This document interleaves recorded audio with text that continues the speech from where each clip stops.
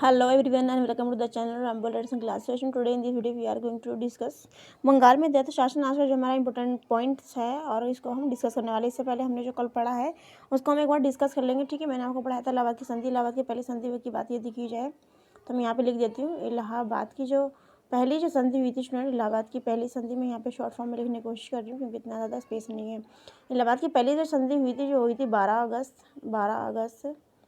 1765 में। ठीक है, इलाहाबाद की पहली संधि हुई थी 12 अगस्त 1765 में। वही बात कर रहे हैं इलाहाबाद की द्वितीय संधि के बारे में। इलाहाबाद की जो द्वितीय संधि जो हुई थी वो कब हुई थी? तो इलाहाबाद की द्वितीय संधि जो हुई थी वो हुई थी 16 अगस्त को। कब स्टूडेंट? 16 अगस्त को 1765 को, 16 अगस्त और 1765 में। ठीक है, दो संधि हुई, पहली हुई 12 अगस्त 1765 को, वहीं द्वितीय संधि जो हुई 12 अगस्त को ही पहली संधि और दूसरी संधि हुई 16 अगस्त 1765 में। सेम डेट में, यानी कि 4 दिन के बाद दूसरी संधि हुई। क्योंकि कुछ इंपॉर्टेंट पॉइंट्स जो थे वो ईस्ट इंडिया कंपनी को रखना था किसके सामने? मैंने आपको पढ़ाया था शाह आलम द्वितीय के समक्ष। ठीक है, वो हम कुछ इंपॉर्टेंट पॉइंट्स मैं प्रीवियस वीडियो में आपको पढ़ा चुकी हूँ। आप जाइए और प्लेलिस्ट में जाकर देखेंगे तो आपको पढ़ने को मिल जाएगा। ठीक है, आगे जो हमारा मेन टॉपिक पे आते हैं तो लेट्स सी देखते हैं टॉपिक्स पर क्या लिखा हो बंगाल में द्वैत शासन। तो समझते हैं बंगाल में द्वैत शासन के समय, जो कि 1765 से लेकर 1772 के समय में बंगाल में द्वैत शासन चला। वो द्वैत शासन क्या था कैसा नहीं था वो हम समझेंगे। लिखा हुआ 1765 में अपने पिताजी का नाम था मीर जाफ़र। मीर जाफ़र के दो बेटे थे, एक का नाम था मीर मीरन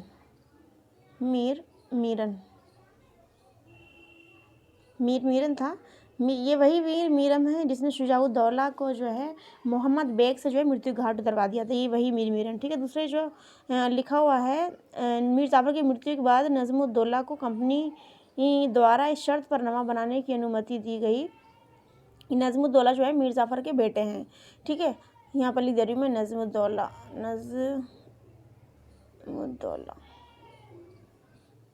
यानी कि इनके दो बेटे थे। ठीक है, नज़मुद्दौला।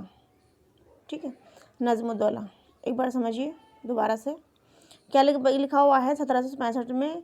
65 से 1772 में बंगाल में द्वैत शासन रहा। तो मीरन जो है वह वही व्यक्ति हैं जिसने मोहम्मद बेग के द्वारा जिनको वो क्या बोलते हैं शाह आलम, देखिए वो क्या बोलते हैं अलीवर्दी खां के जो शुजाउद्दीन, हाँ अलीवर्दी खां के नाते शुजाउद्दौला को जो है मृत्यु घाट उतरवा दिया था मीर मीरन ने अपने ही एक व्यक्ति जिनका नाम था मोहम्मद बेग के द्वारा। नज़मुद्दौला ये भी जो है मीर जाफ़र के बेटे हैं, दोनों ही मीर जाफ़र के पुत्र हैं। मीर जाफ़र के दोनों जो हैं बेटे हैं। ठीक है, यहाँ पे लिखा हो नज़मुद्दौला को कंपनी द्वारा शर्त पर नवा बनाने की अनुमति दी गई कि कंपनी निज़ामत के कार्यों की देखरेख के लिए नायब सूबेदार नियुक्त करेगी। मतलब जो भी निज़ामत के कार्य, निज़ामत मतलब जो एडमिनिस्ट्रेशन के जो कार्य हैं उनकी देखरेख के लिए एक सूबेदार जो है अपॉइंट किया जाएगा। कंपनी ने नायब दीवान और नायब निज़ाम के रूप में मोहम्मद रज़ा खां को जो है अपॉइंट किया। नायब दीवान, देखिए ये बहुत इंपॉर्टेंट पॉइंट्स हैं, वो मैं आपको बता देती हूँ जो इम्पोर्टेंट हैं, जैसे कि नायब दीवान और नायब निज़ाम, ये इम्पोर्टेंट है। मैं यहाँ पर लिख देती हूँ नायब दीवान नायब निज़ाम के रूप में मोहम्मद रज़ा खां को जो अपॉइंट किया गया। इसके बाद में बंगाल की पुलिस और न्यायिक शक्तियों पर पूर्ण नियंत्रण स्थापित हो गया।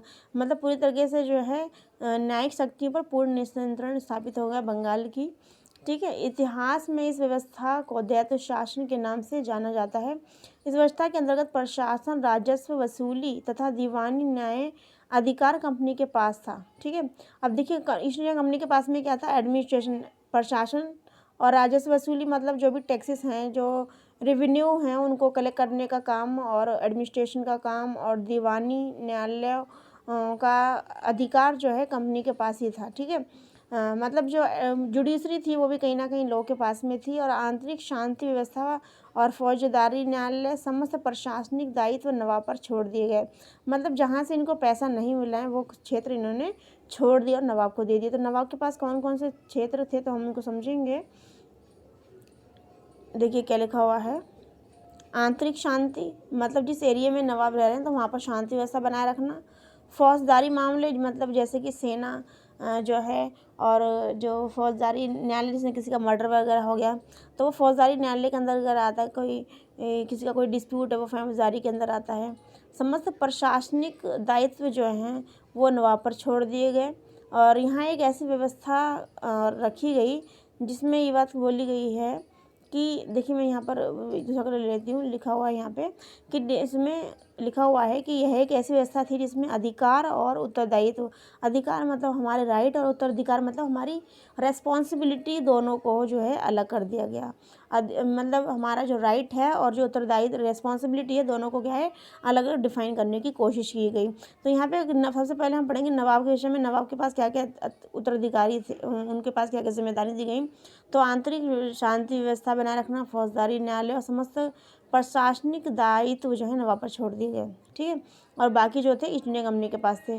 इलाहाबाद की प्रथम संधि जो कि 12 अगस्त 1765 को हुई थी, इससे कंपनी को बंगाल, बिहार और उड़ीसा, हमने पढ़ा था BBU, आपको ध्यान हो मैंने आपको पढ़ाया था BBU मतलब बिहार, बंगाल और उड़ीसा की दीवानी राजस्व वसूलने का अधिकार जो ईस्ट इंडिया कंपनी को मिल गया। मतलब इन तीनों क्षेत्रों BBU से, मतलब तीनों जो क्षेत्र हैं हमारे, जो BBU जो है मैं आपको शॉर्ट में पढ़ाने की कोशिश कर रही हूँ, BBU जो है जो आगे ध्यान में रहेंगे। और देखिए मैं आपको जो है दृष्टि पब्लिकेशन की बुक से पढ़ा रही हूँ, जो अपने आप में बहुत ज़्यादा ऑथेंटिक है, ठीक है। किसी और बुक से नहीं पढ़ा रही हूँ, और बुक से मैं इसलिए पढ़ाने की कोशिश कर रही हूँ जिससे कि आपके एक एक पॉइंट्स क्लियर हो, वो सभी कुछ इसमें लिखा हुआ है। तो देखिए BBU से जो है रेवेन्यू और कलेक्ट करने का जो वर्क है वो किसका, ईस्ट इंडिया कंपनी का रहेगा, जिसमें बहुत ज़्यादा फ़ायदा होगा। कंपनी ने दीवानी कार्य के लिए बंगाल में मोहम्मद रज़ा खां, बिहार में शिताब रॉय, उड़ीसा में दुर्लभ राय की नियुक्ति करी। इस तरह बंगाल में नवाब का स्वतंत्र शासन जो है वो क्या हो गया, फिनिश हो गया।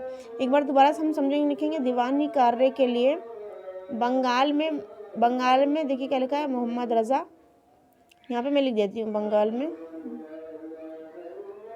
मोहम्मद रज़ा, बंगाल में मोहम्मद रज़ा खान, ठीक है। बिहार में शिताब, बिहार के अंदर एक पर्सन थे जिनका नाम था शिताब, ठीक है, बिहार के अंदर शिताब। और उड़ीसा क्या है, उड़ीसा में क्या है, राय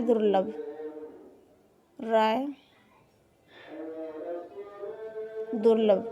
इन जगहों पर इन लोगों को क्या कर दिया कि तुम्हें जो है बंगाल में जितना भी कलेक्शन होगा रेवेन्यू का, टैक्सेस का, तो वो मोहम्मद रज़ा खां करेंगे। बिहार में जो है जितना भी टैक्सेस को क्या कहते हैं कलेक्ट करना होगा वो शिताब करेंगे। और उड़ीसा में जो है इनका नाम क्या था, रॉय दुर्लभ। ये तीनों लोग जो हैं BBU, मैंने आपको पढ़ाया था B और U, इन तीनों जगहों के जो है कौन कौन करेगा, अगर दोबारा से पढ़ा देती हूँ। बंगाल के मोहम्मद रज़ा खां, बिहार शिताब, उड़ीसा में राय दुर्लभ, ये जो है रेवेन्यू जो है कलेक्ट करेंगे। तो आज की वीडियो में इतना ही, हम पढ़ेंगे नेक्स्ट वीडियो में बंगाल में तो शासन जो 1765 से 72 के बीच में जो लगा रहा था उसका प्रभाव क्या पड़ा, उसको हम नेक्स्ट वीडियो में पढ़ेंगे। तो आज की वीडियो में take care, bye bye, God bless you all, thank you for watching and feedback me and take care, bye bye.